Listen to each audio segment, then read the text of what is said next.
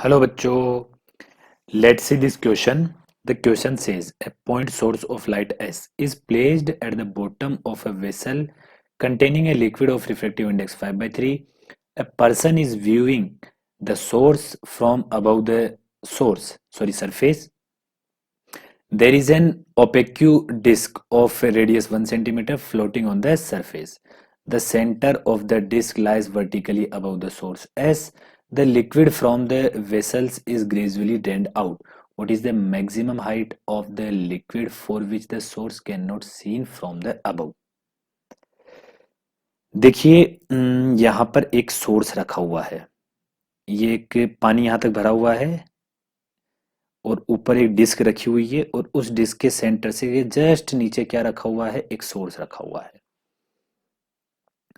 Initial में देखिए यहां से एक लाइट इंसिडेंट होगी सोर्स से, और ये जो मैं लाइन बना रहा हूं ये एयर और वाटर के बीच का मिड लाइन है। तो रिफ्रैक्शन के बाद ये इधर को घूम जाएगी क्योंकि डेंसर से रेयर मीडियम में जा रही है। ये आपका एंगल ऑफ इंसिडेंट होगा। क्लियर? ये एक डिस्क है जिसका रेडियस हमें गिवन है।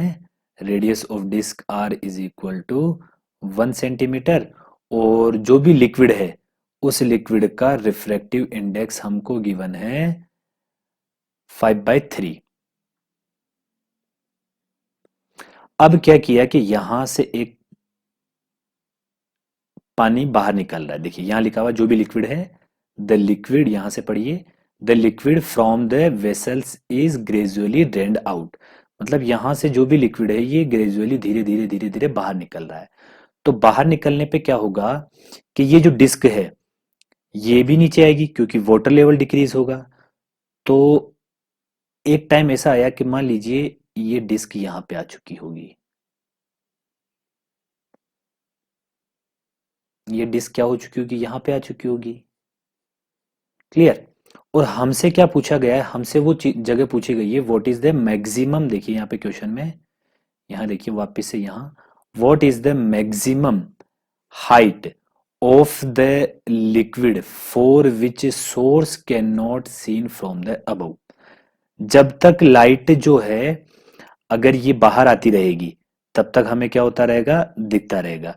और जिस टाइम ये लाइट बाहर आना बंद कर देगी, देखिए अभी जो रे है वो रिफ्लेक्शन के बाद बाहर आ रही है, तब तक हमें दिखेगी, और जब आना बंद कर देगी तो हमें क्या होगा, ये दिखना बंद हो जाएगी। तो यहाँ पे क्या हो रहा है कि अब देखिए यहाँ पे आई इंक्रीज हो रहा है क्योंकि अब यहां तक रे जाएगी। तो आई क्या हो रहा है, धीरे धीरे ग्रेजुअली इंक्रीज हो रहा है। क्लियर? आई इंक्रीज हो रहा है तो एक टाइम आएगा जब आई जो है वो क्रिटिकल एंगल के इक्वल हो जाएगा। दैट मीन्स ये वाटर लेवल हो चुका होगा और यहां पर ये एंगल जो है वो क्रिटिकल एंगल के इक्वल आ चुका होगा।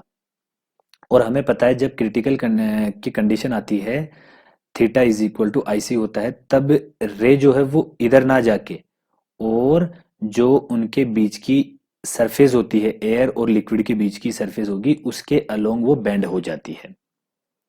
ठीक है? तो इसके बाद अब हमें ऑब्जेक्ट जो है वो ऊपर से, ये एस ऑब्जेक्ट है वो ऊपर से दिखना बंद हो जाएगा। जब तक रे रिफ्रैक्शन के बाद एयर में जाएगी तब तक दिखेगा, और जैसे ही ये एयर में जाना बंद कर देगी दिखना बंद हो जाएगा।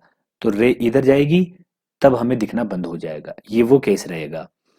तो अब देखिए यहां पर मैं इस वाले ट्रायंगल को यूज करता हूं दोबारा से। ये इस ट्रायंगल को मैं यूज कर रहा हूं।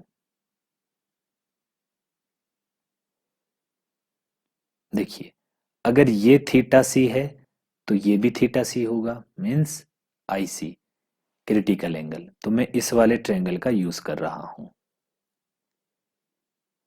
ये एंगल है हमारे पास आई सी, और ये हमारे पास है रेडियस, और ये हमारे पास है एच।